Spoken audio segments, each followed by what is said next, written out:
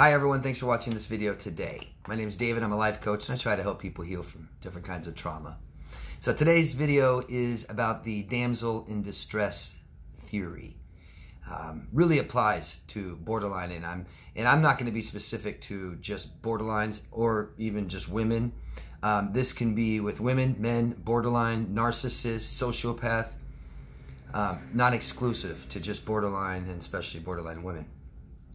But before I start, please, for those of you who have not subscribed to this channel, please do so. Subscribe and like or dislike and tell me why down below in the comment section. Ask me any questions you want, I'll answer them.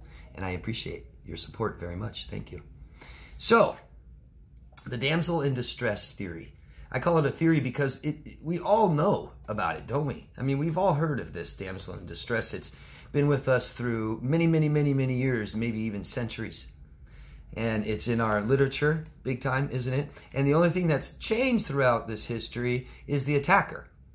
So maybe back in the day, we were monsters, powerful men like kings, all the way to today, till aliens even, right? So we all are aware of this damsel in distress theory and know this story well. And so I just want to touch on it a little bit. We're talking about people with personality disorders, and specifically borderline, and we can even throw in covert narcissist in there too. People with personality disorders, their biggest problem, the reason these terms are coined, is because they have problems with relationships. They cannot have functional, loving, growing, healthy relationships. They just won't. And so these relationships are toxic, they're unstable, as most of you know. They could be really abused. You know, they're not just abusers, they're also victims in a lot of relationships as well. And so whatever the case of the relationship, it's going to end. Hopefully it doesn't drag on forever, but it will. And people with borderline have an exclusive fear of abandonment. And this fear of abandonment triggers them in little things you do, or maybe things you haven't done, or even just perceived abandonment. They believe you're going to abandon, so it's very common for them to abandon first. Very unstable these people are, and this instability really causes them to be impulsive. They may leave you in the middle of the night. They may leave after an argument and wait till you fall asleep. They may wait till you're at work, and literally just, they may have thought many times to leave, but now they're going to do it, and they may have made that choice within an hour, minutes. You may get in a fight and I'm out of here. They leave. So they need to be rescued. They lack self-reliance. Big time. They can't meet their emotional needs. They can't meet your emotional needs. And there's a lot of other things they may not be able to do in their lives. They may not be able to keep a job. They might not have money. They may have lost the place they live for whatever reason. They can't do simple things for themselves sometimes. These types of people sometimes may not even take care of themselves, may not do their own laundry or cooking or cleaning, things like this. Completely lacking self-reliance and reliant and dependent on you and others. So these relationships don't work out. They fall apart. They typically will be, it could be sudden, and they may throw away their job and not have a car and things like this, and they're stranded, wanting rescue. This might be a common pattern in their life that they don't learn from. So here they are. Here they are asking for help. They need help. They're stranded. They're crying. They've been in abusive relationships. This person treated me so horribly. This and that, right? They have their narrative, don't they? And they idealize. This idealization will hurt them. I mean, we all idealize to a certain degree, but I think people with borderline personality disorder tend to idealize tremendously huge. And it may be so big that nobody can fit those shoes. So they're never going to be happy eventually. I think of the borderline often as thinking the grass is always greener in the neighbor's yard. They'll hug you and tell you how much they're in love with you, looking over your shoulder at someone else. Often try to get unattainable people, things like this. And they're a victim. Whether they've been victimized or not, they're a victim. They'll let you know. And that's what this is, right? This is really real victim playing. telling the world how bad their life is, their relationship is, telling the world how bad their boyfriend, husband, wife, girlfriend, father, whoever it is, or all of them. That's very typical. It won't just be one. You know, my father abused me, my uncle abused me, and now every boyfriend I've had has abused me, and I went to go get help from a therapist and they abused me. And I mean, this is very common. I've had people with borderline personality disorder come to me for help, which I can't help. And they will tell me about, you know, the 6 prior professionals that they try to get help from, and they all abuse them. It's like, okay, I don't think I can help you. So the victim playing, right? Really, I mean, advertising, have a sign out there. And they're delusional thinking. They will change that narrative. And, you know, perception's skewed, isn't it? My perception, your perception, everyone's a little skewed. That's why they say there's what he said, what she said, and then what really happened. Okay, but borderlines really change that narrative to help suit them. And they believe it, and it becomes delusional. So here they are, the victim, the believable victim, that will have this narrative for you, and they believe that they've been so hurt and so abused. And maybe, like I said before, maybe they have. Maybe there's some truth to it. But they believe it. They're the worst victim in the world. Their problems are the worst. They're unmanageable. No one understands them. No one can help them. And here we are. Here we are. So why do we do it? Why do we save the damsel in distress, or the man that can't take care of himself, who's homeless out on the street? Emotionally, even. It could be figuratively or not. Why? Well, I believe big time that there's a certain part of us that must identify with this victim.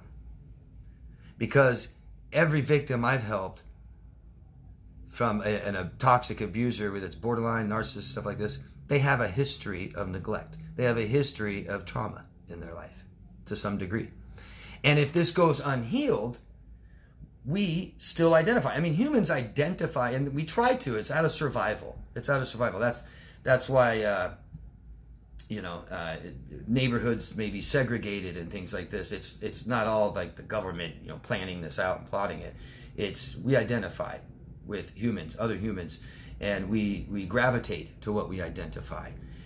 It means safety to us. Someone that is just like us will help us more than someone totally different than us. And so we must identify with this victim somehow.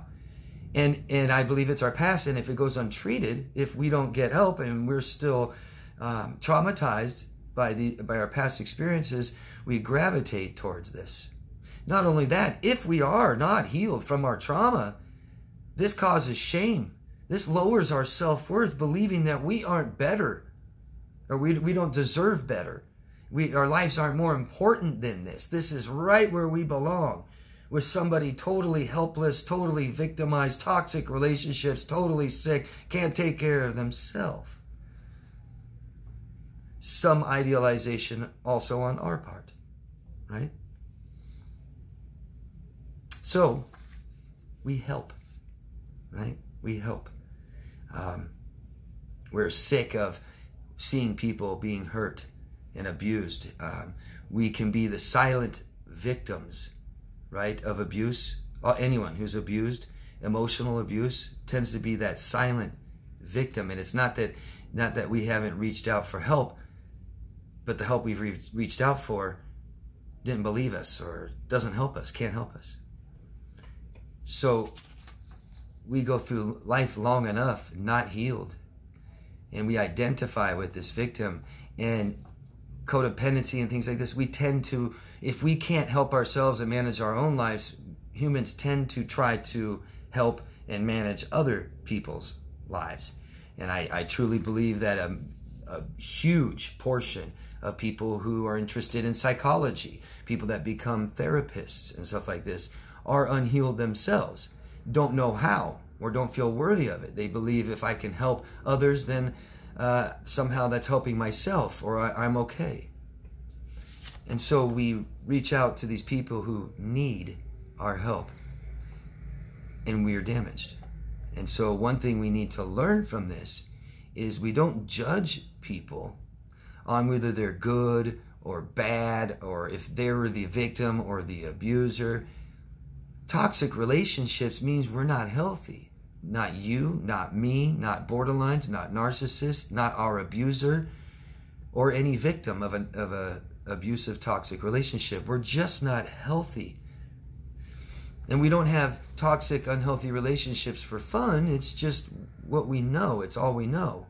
We don't know how to have better, healthy relationships, or our self-worth isn't even high enough to even begin a healthy relationship with somebody healthy. So there's so many different ways to help people. And I have people who are in relationships, friendships, family, whatever it is, that want to help this person find a therapist, help the borderline find a therapist, take them there and pay for their first session. And we keep trying and trying and trying and trying. It won't work like that. It never works. Never. Not in my experience, and not experience of many other professionals I've talked to. Just like free is worth nothing, you know. If I were to help people for free, I wouldn't do very well. I tried. It didn't work very well at all. They have to get help themselves. And there's a very fine line between helping and enabling. And the borderline couldn't be a better example. All of you, I bet all of you have had somebody in your life, because if we're susceptible to being in these relationships, you probably had some type of friend or something that had a toxic relationship. Could be at home with their parents when you were a kid, or it could be you know, some girlfriend or boyfriend that was in an abusive, toxic relationship, and they come to you, and you know, they want to tell you about it, and they feel bad, they're being abused, but they're dumping.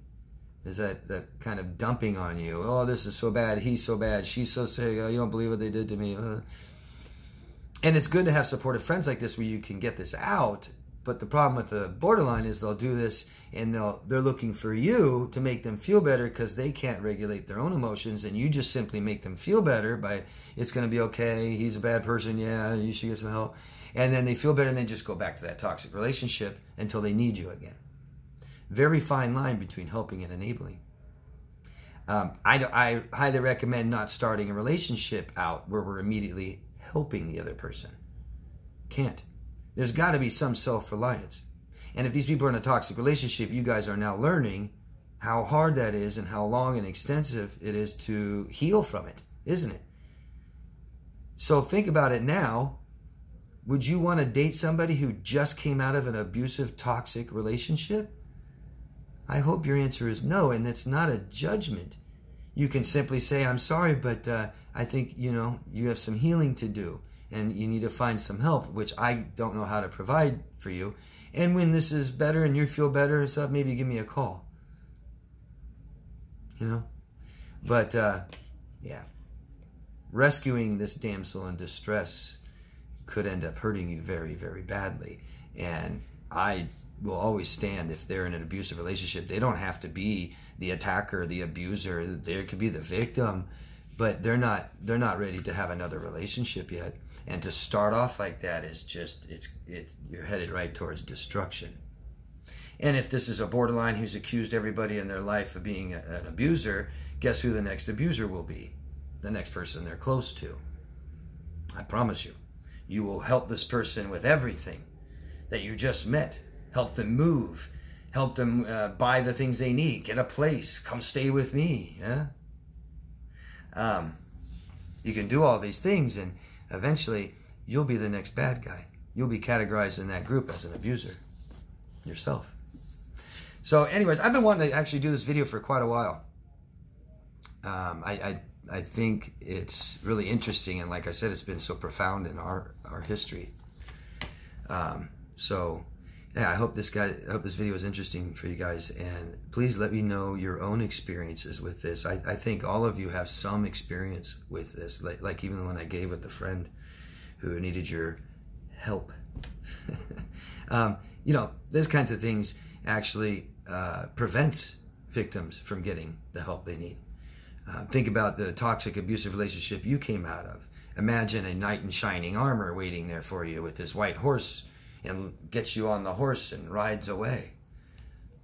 Yeah. we are, you know, if we're being beat and emotionally traumatized, and we have PTSD, cptsd, we're not ready for an intimate, close, committed relationship yet. We need to heal from this one, and we need to evaluate our current ones and learn what a healthy relationship is, and most of all, raise our self-worth. Because then we won't gravitate, we won't identify with other victims who aren't healthy enough to date yet. I had somebody, they're very sincere, and they said, David, why don't you just start kind of a dating site with all of us victims, and we all just hook up with each other since we're not abusers? And in theory, that sounds great. You know, we all have so much in common, and these shared common experiences that we can just talk about, and they'll understand and I'll understand them. Except you still have two people traumatized, with low self-worth, haven't healed yet, and don't know how to have a healthy relationship. My advice is to become this healthy person that you want to be, that you want to date, right? And you might be better off dating somebody who hasn't had these experiences. Anyways, thank you guys very much for watching. Like I said, please subscribe to the channel if you haven't already. I have lots of videos that come out every week. You can hit that notification bell if you want to see them when they come out. And anybody interested in coaching, you can find me at daviddemars.com. The link is right down below. Thanks, guys. Love yourself first. Love to hear your stories. And take care. See you later. Bye.